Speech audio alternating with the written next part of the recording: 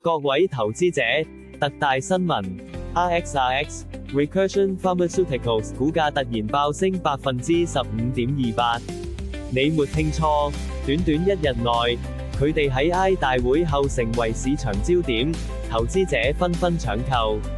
究竟係咪人工智能嘅劃時代進展，推動咗呢個醫藥股巨頭？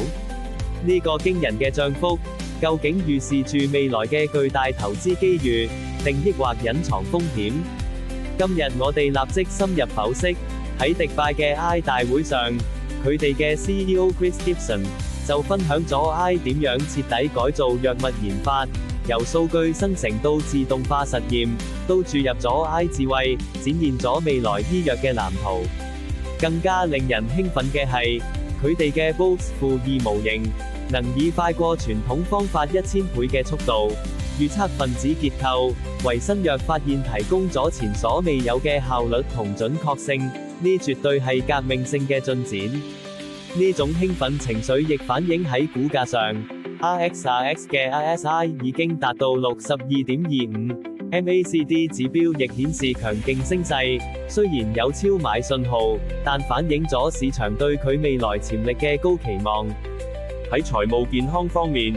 公司展現出良好嘅流動性，觸動比率高達3.81，同時市淨率2.99，喺 Biotech 創新企業中，反映出市場對其資產價值嘅認可。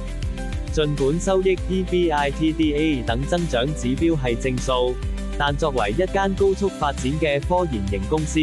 佢現階段嘅盈利能力，如 ROE 同 EPS，仍然面對挑戰，反映咗大量研發投入，喺呢個行業嘅常見情況。你今日估咗未？本內容只供參考，並不構成任何形式之投資建議、邀約或推薦，投資有風險，買賣需謹慎。